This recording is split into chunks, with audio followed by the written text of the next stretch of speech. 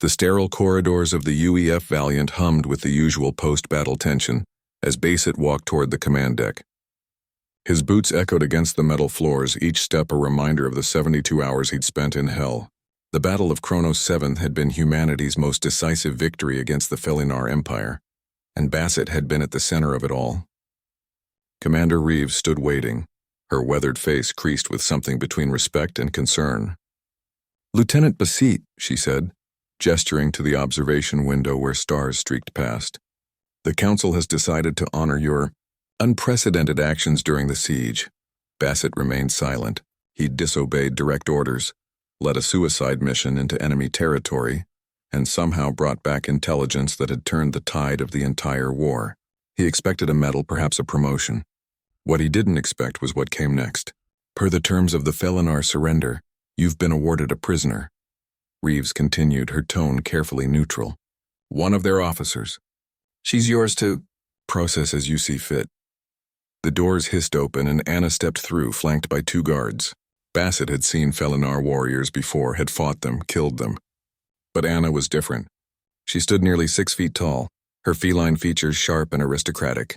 Silver fur covered her body, marked with the distinctive crimson stripes of the Felinar royal military caste. Her ears, pointed and alert, twitched at every sound. Her eyes, brilliant amber with vertical slits, fixed on Bassett with an intensity that made him want to look away. She wore prisoner's grays but somehow carried herself like she was still in full ceremonial armor.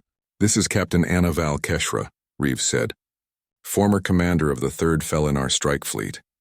She's killed more humans than most plagues." Anna's lips pulled back slightly, revealing sharp canines. Not quite a snarl, not quite a smile. "She's also," Reeves continued, "the one who transmitted the ceasefire order to her fleet when you had her cornered in the Kronos command center. Technically, that makes her your prisoner, Lieutenant. The Council believes you've earned the right to decide her fate." Bassett finally met Anna's gaze. In those alien eyes he saw no fear, only defiance, calculation, and something else he couldn't name. "Dismissed," Reeves said to the guards. They hesitated but obeyed. The silence stretched between them like a blade. "You're wondering why I surrendered," Anna said finally, her voice carrying that distinctive Felinar purr beneath each word. Her English was perfect, accent almost charming. "Why a warrior of the Empress would transmit a ceasefire to save human lives." "The thought crossed my mind," Bassett replied. Anna moved to the observation window, graceful despite the restraints on her wrists. "Your species is unexpected. For 3 cycles, the Felinar Empire has expanded across this sector, claiming world after world. We are faster, stronger, superior in every measurable way." She turned, those amber eyes boring into him. "Yet here you stand, victorious. Humans are stubborn," Bassett said. "Stubborn," Anna repeated, tasting the word. "Is that what you call it?" "We call it Kadresh. The madness that makes prey think it can become predator." Her tail swished behind her. "In the command center, when your explosive charges failed, when my soldiers had you surrounded, you smiled. Do you remember?" Bassett remembered. He'd been out of ammunition, his team dead around him, and he'd smiled because he'd realized something important. "You had already lost," he said quietly. Anna's ears flattened against her skull, a Felinar gesture of acknowledgement. "Yes, because you had discovered what your species does better than any other in the galaxy. You adapt. You learn. You refuse to accept defeat as anything more than temporary inconvenience." She moved closer, studying him like a scientist examining a fascinating specimen. "I transmitted the ceasefire because I recognized something in that moment. Humanity will not stop. You will lose 1,000 battles and still find a way to win the war. Better to end it now on terms that preserve both our peoples." "That's pragmatic," Bassett said. "It's survival," Anna corrected. "The Felinar Empire has destroyed 17 civilizations. You would have been the first to destroy us in return." She tilted her head, a gesture so cat-like it was almost endearing. "So now I am yours, a trophy.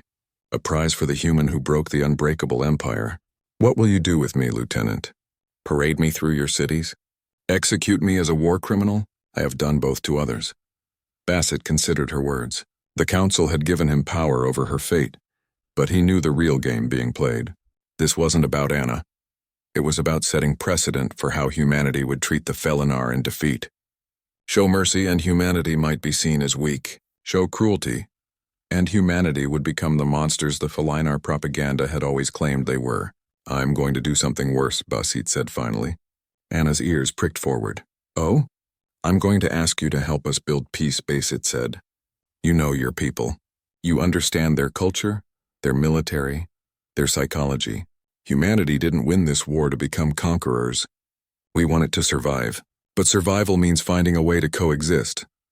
Anna stared at him for a long moment, her expression unreadable.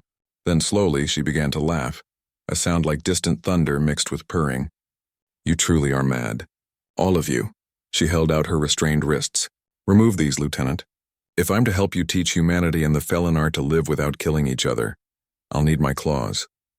Bassett pulled out his unlock key, then hesitated. This could be a mistake. Undoubtedly, Anna agreed.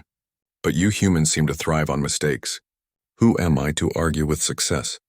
As the restraints fell away, Anna flexed her fingers, examining her claws in the starlight. I suppose this makes me the first Felinar to serve humanity voluntarily. How unprecedented. Welcome to the team, Captain, Bassett said. Anna's tail swished once, twice. We'll see if you still think this was wise, Lieutenant. Peace is far more difficult than war. Outside the window, stars continued their eternal dance, indifferent to the strange alliance forming in their light. In the end, perhaps that was humanity's real strength, not their stubbornness or their adaptability, but their relentless, possibly foolish belief that even the deepest divides could be bridged. Time would tell if they were right.